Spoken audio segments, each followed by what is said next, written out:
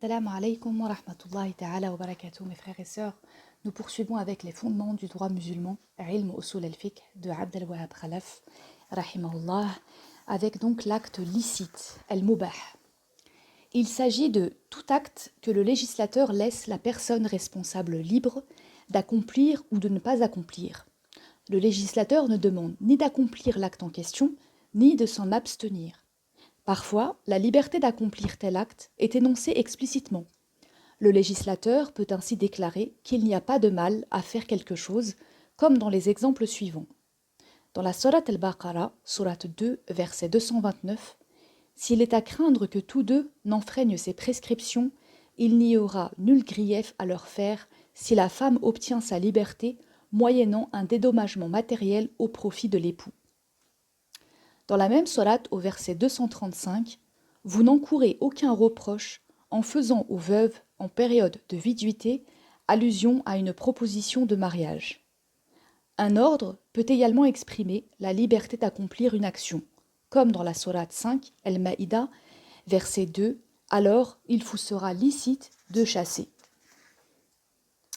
Ou encore dans la sourate 62, au verset 10, « Une fois la prière achevée, vous pourrez aller où vous voudrez. » Dans la sourate Al-Baqarah, sourate 2 au verset 187, « Mangez et buvez. » Parfois la permission n'est pas mentionnée textuellement, c'est-à-dire qu'elle se comprend du fait qu'il n'y a pas de texte définissant le statut de tel ou tel acte. C'est alors une permission tacite, car en principe tout est permis, sauf ce qui est déclaré illicite ou réprouvé.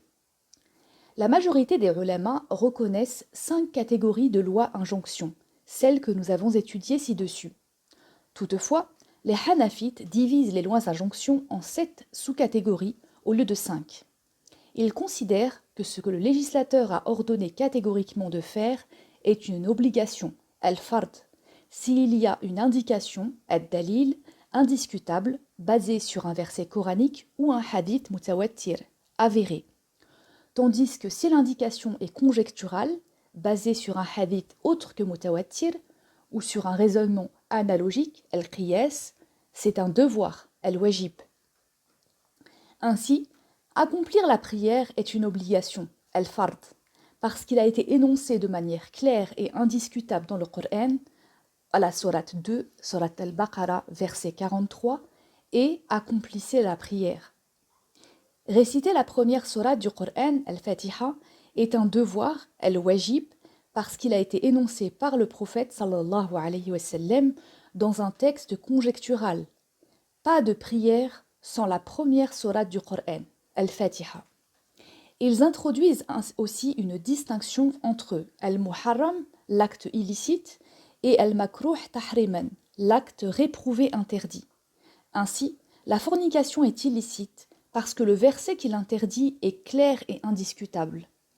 Dans la sourate 17, Al-Isra, verset 32, « Et ne vous approchez pas de la fornication. » Quant à porter des habits en soie pour les hommes, c'est un comportement réprouvé interdit parce qu'il a été proscrit par une parole du prophète sallallahu alayhi wa sallam, considérée comme une indication conjecturale. Ces deux-là, la soie et l'or, sont interdits aux hommes de ma communauté et permis aux femmes. Donc les Hanafites subdivisent les lois-injonctions comme suit. L'obligation, al-fard, le devoir, al-wajib, et l'acte recommandé, al-mandoub. Puis l'acte illicite, al-muharram, l'acte réprouvé interdit, al-makruh tahriman, et l'acte réprouvé, al-makruh. Cela fait 6 sous-catégories auxquelles il faut ajouter l'acte permis, al-mubah, représentant la 7e. En résumé, toutes les prescriptions coraniques sont sans aucun doute d'origine divine. Leur force probante est établie. Si elles déclarent un acte comme étant un devoir, un interdit ou un acte recommandé, il faut s'y conformer. La sunna mutawattira, avérée, et la sunna mashhura, notoire, ont la même force probante que le Coran.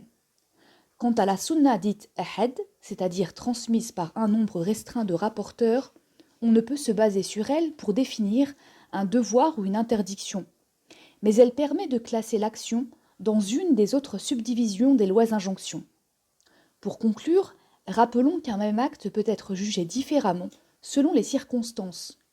Prenons le mariage. Il est imposé, fard, aux musulmans, qui peut subvenir aux besoins d'une famille, payer la dot à son épouse, assumer ses devoirs conjugaux et qui est certain de forniquer s'il ne se marie pas. C'est un devoir, wajib, s'il est apte à ce qui précède et s'il craint de tomber dans le péché de la fornication s'il ne se marie pas.